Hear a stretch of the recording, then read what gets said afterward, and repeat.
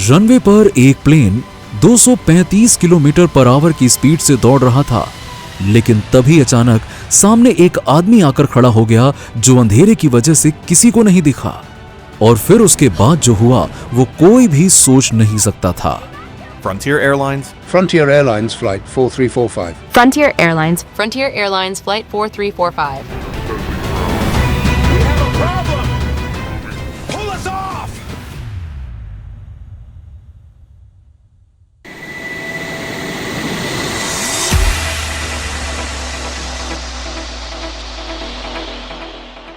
ये बात है 8 मई 2026 की। Denver, Colorado. रात के करीबन 10:15 बजे का समय। फ्रंटियर एयरलाइंस की फ्लाइट 4345 डेनवर से लॉस एंजलिस जाने के लिए तैयार थी। प्लेन था एयरबस A321 नियो और ये फ्रंटियर का एकदम नया एयरक्राफ्ट था जो 2024 में ही उनके पास आया था। और इस एयरक्राफ्ट के अंदर थे 224 पैसेंजर्स और 7 क्रू मेंबर्स, यानी कि कुल 231 लोग। प्लेन को रात 10:39 पर टेक ऑफ करना था, लेकिन उस रात डेनवर एयरपोर्ट पर लेट नाइट ट्रैफिक ज्यादा होने की वजह से डिपार्चर थोड़ा डिले हो गया और फाइनली रात 11:17 के आसपास एयरक्राफ्ट ने रनवे 17L पर खुद को लाइन अप किया।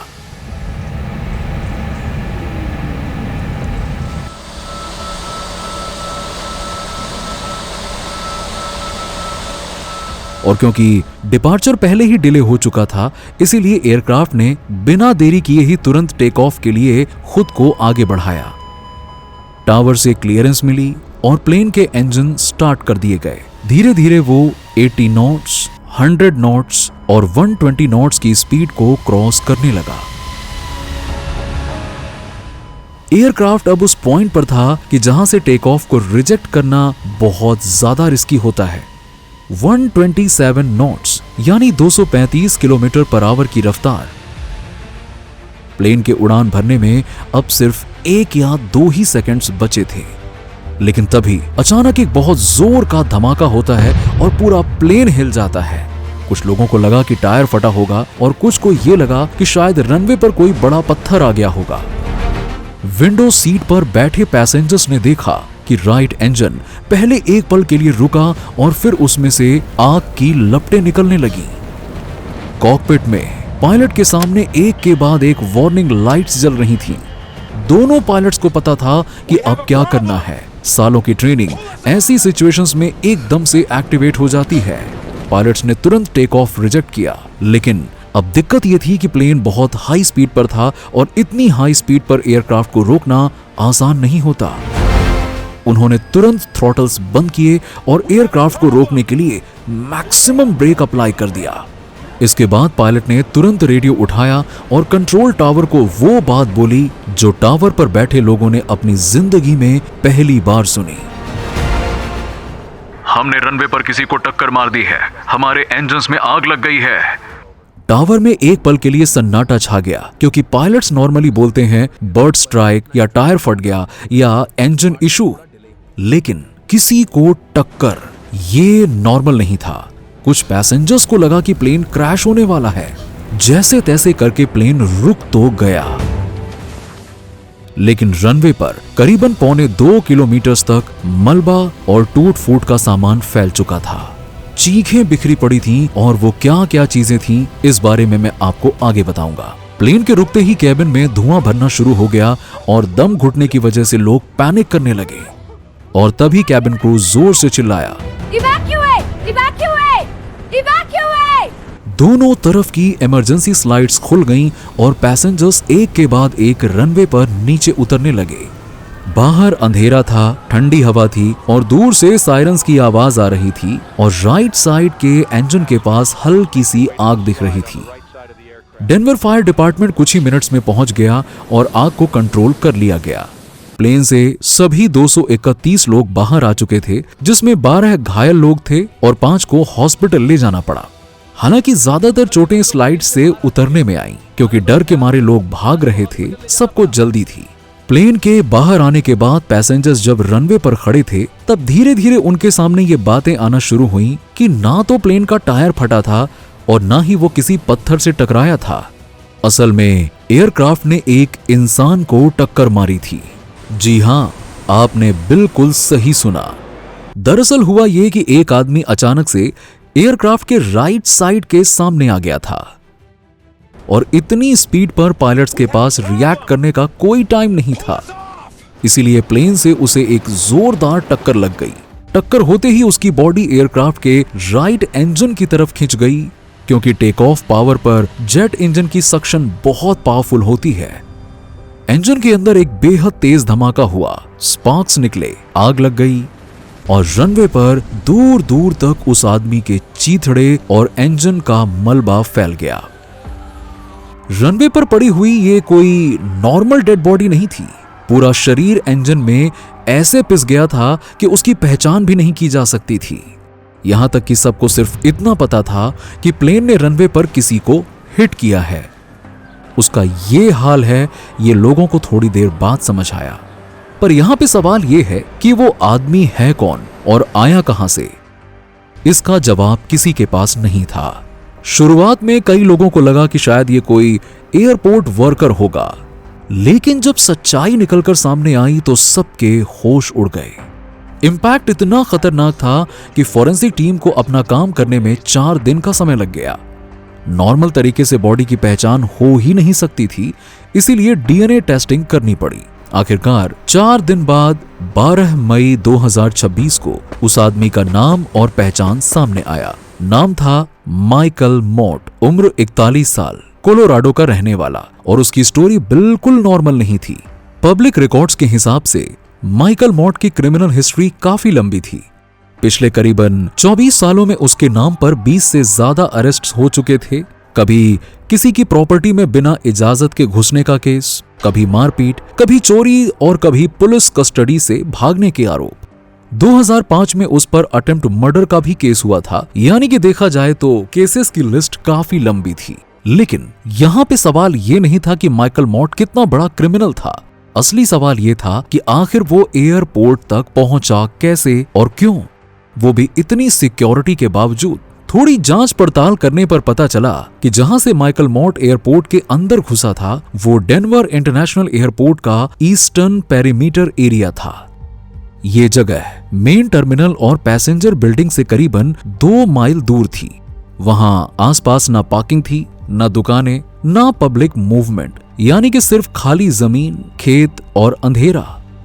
पुलिस ने उस पूरे एरिया को सर्च किया ताकि ये गुत्थी सुलझ सके, और फिर कुछ दिनों बाद एक अपडेट सामने आई जिसने इस पूरी स्टोरी को ही बदल कर रख दिया। आगे बढ़ने से पहले आपसे एक छोटी सी रिक्वेस्ट है, अगर आपको ये कहानी इंटरेस्टिंग लग रही है तो वीडियो को लाइक कर दीजिएगा और चैनल को सब्सक्राइब कर दीजिएगा, ताकि ऐसी ही और सच्ची और हैरान कर देने वाली कहानियां हम आप तक लगातार पहुंचाते रहें। आइए आते हैं कहानी पर। डेनवर के मेडिकल एग्जामिनर डॉक्टर स्टर्लिंग मैकलर्न ने माइकल की डेथ को सुसाइड घोषित किया। यानी उनके हिसाब से माइकल मॉट जानबूझकर रनवे की तरफ गया था। किसी को कोई सुसाइड नोट, कोई फाइनल मैसेज या कोई ऐसी चीज नहीं मिली थी जो साफ साफ बता सके कि उसके दिमाग में उस रात क्या चल रहा था। अब देखो, डेनवर इंटरनेशनल एयरपोर्ट अमेरिका का 5वां सबसे बिजी एयरपोर्ट है। इतना बड़ा है कि इसके अंदर पूरा का पूरा मैनहट्टन आइलैंड 2 बार आ जाए। 53 स्क्वायर माइल्स में फैला हुआ ये एयरपोर्ट बाहर से देखो तो एक छोटे से शहर जैसा लगता है, जिसके चारों तरफ लंबी fencing, thermal cameras, ground sensors और सिक्योरिटी पेट्रोल्स, यानी कि सिक्योरिटी में किसी भी प्रकार की कोई कमी नहीं थी। जांच करने पर सामने आया कि हादसे की रात भी यह सिक्योरिटी सिस्टम पूरी तरह से एक्टिव था। रात के करीबन 11:10 पर, यानी इंपैक्ट से करीबन 9 मिनट पहले, एयरपोर्ट के ईस्टर्न पेरीमीटर से एक अलार्म ट्रिगर हुआ था। सिक्योरिटी ऑपरेटर्स ने कैमरा चेक किया और उन्हें ऐसा लगा कि फेंस के पास हिरण घूम रहे हैं। एयरपोर्ट के उस हिस्से में पहले भी ऐसा होता रहता था, इसीलिए अलर्ट को सीरियस खतरा नहीं माना गया। लेकिन यहाँ पे प्रॉब्लम ये थी कि उस एरिया में जमीन के बीच बीच में ड्रेनेज डिचेस थी, यानी कि छोटी छोटी खाई जैसी जगहें। कैमरा कभी हिरण पकड़ रहा था, कभी खाली एरिया, और बस इसी बीच माइकल मॉट बार बार नजर से गायब हो रहा था। हालांकि बाद में डेनवर एयरपोर्ट के सीईओ फिल वॉशिंगटन ने भी माना कि कैमरा व्यू हिरण और उस आदमी के बीच बार बार स्विच हो रहा था। और इसी कंफ्यूजन के बीच रात के करीबन 11:13 पर माइकल मॉट ने 8 फीट ऊंची कांटेदार फेंस पार कर ली। फेंस के दूसरी तरफ उसके और रनवे के बीच 650 फीट का खुला एरिया था। 11:10 पर सिक्योरिटी अलार्म बजा। 11:13 पर फेंस पार किया गया और 11:19 पर प्लेन ने उस आदमी को टक्कर मारी। मतलब 9 मिनट में पूरा खेल हो गया। लेकिन सवाल यह उठता है कि फेंस पार करने के बाद किसी ने माइकल को रनवे की तरफ आते हुए क्यों नहीं देखा? और जब इसका जवाब सामने आया तो हर कोई हैरान रह गया। हुआ ये कि हादसे के कुछ दिन बाद डेनवर एयरपोर्ट के CEO Phil Washington press conference में आए और वहां उन्होंने एक ऐसी बात बोली जिसे सुनकर कोई भी अपने कानों पर यकीन नहीं कर पाया। उन्होंने बताया कि सिक्योरिटी टीम को पता था कि एक आदमी फेंस पार कर रहा है और कुछ वक्त तक वो कैमरे में रनवे की तरफ जाता हुआ भी दिख रहा था, लेकिन उसे रोकने के लिए कोई एक्शन नहीं लिया गया। जबकि नॉर्मली एविएशन में जब एयरपोर्ट या रनवे पर इस तरह का खतरा दिखता है तो टावर तुरंत सारी फ्लाइट्स को रोक देता है। इसे ग्राउंड स्टॉप कहते हैं, जो जहां है वहीं स्टॉप जब तक सिचुएशन क्लियर ना हो जाए। लेकिन उस रात फ्रंटियर 4345 को किसी ने नहीं बोला कि रुक जाओ, रनवे सेफ नहीं है। बस एक छोटा सा मैसेज देना था, शायद 10 सेकंड भी नहीं लगते, पर वो मैसेज कभी दिया ही नहीं गया। बाद में पायलट और एविएशन अटॉर्नी जॉय लोरुसो ने भी यही सवाल उठाया। अगर पहले ही पता चल गया था कि कोई आदमी एयरपोर्ट के अंदर घुस आया है तो फ्लाइट्स को क्यों नहीं रोका गया? लेकिन इनमें एक भी सवाल का जवाब किसी के पास नहीं था। और जवाब होता भी क्या, ये सुरक्षा में हुई एक ऐसी चूक या कहें एक ऐसी लापरवाही थी जिसको किसी भी बहाने से ढका नहीं जा सकता था। अब डेनवर के मेडिकल एग्जामिनर ने कह दिया था कि ये सुसाइड थी, यानी कि इन्वेस्टिगेटर्स को लगा कि माइकल जानबूझकर रनवे की तरफ गया था। लेकिन असली प्रॉब्लम यह है कि क्यों का जवाब अभी तक किसी के पास नहीं है। इस हादसे के बाद हालांकि रनवे 17L पूरी तरह से बंद रहा। अगले दिन सुबह 11 बजे जाकर उसे दोबारा खोला गया। फ्रंटियर के पैसेंजर्स को बाद में दूसरी फ्लाइट से लॉस एंजलिस भी भेज दिया गया। सारी चीजें नॉर्मल होने लगीं, लेकिन उस रात का खौफ शायद ही अभी किसी के दिल से निकला हो। इस हादसे की डिटेल इन्वेस्टिगेशन शुरू हो चुकी है, जिसमें FAA इसकी जांच कर रहा है। डेनवर पुलिस माइकल मॉट के इस कदम को उठाने की वजह को समझने की कोशिश कर रही है और साथ ही NTSB भी इवैक्यूएशन प्रोसेस से जुड़ी डिटेल्स को कलेक्ट कर रहा है ताकि समझा जा सके कि इमरजेंसी रिस्पांस में एग्जैक्टली क्या हुआ था। इसके अलावा कुछ लॉ फर्म्स ने लीगल क्लेम्स फाइल करने की तैयारी शुरू कर दी है और रिपोर्ट्स के मुताबिक डैमेजेस की अमाउंट $10 मिलियन से भी ज्यादा हो सकती है। इस पूरी स्टोरी में एक और अजीब चीज हुई। सितंबर 2025 में, यानी कि इंसिडेंट से सिर्फ 8 महीने पहले, FAA ने एक ऑफिशियल वार्निंग इशू की थी। वार्निंग बड़ी सिंपल सी थी कि इमरजेंसी इवैक्यूएशन के वक्त अपना बैग मत उठाओ, क्योंकि बैग स्लाइड्स को डैमेज कर सकते हैं, इवैक्यूएशन स्लो कर सकते हैं और धुएं या आग वाली सिचुएशन में लोगों की जान भी जा सकती है। लेकिन इसके बावजूद इस हादसे में कुछ पैसेंजर्स बैग लेकर ही स्लाइड से नीचे उतरते दिखे, यानी कि वार्निंग को सीरियसली नहीं लिया गया। बिल्कुल उसी तरह जैसे उस रात सिक्योरिटी अलार्म्स को सीरियसली नहीं लिया गया। उसी लापरवाही की वजह से आज माइकल मॉट जिंदा नहीं है। फिलहाल रनवे दोबारा खुल चुका है, फ्लाइट्स फिर से उड़ रही हैं और इन्वेस्टिगेशंस अभी भी चल रही हैं।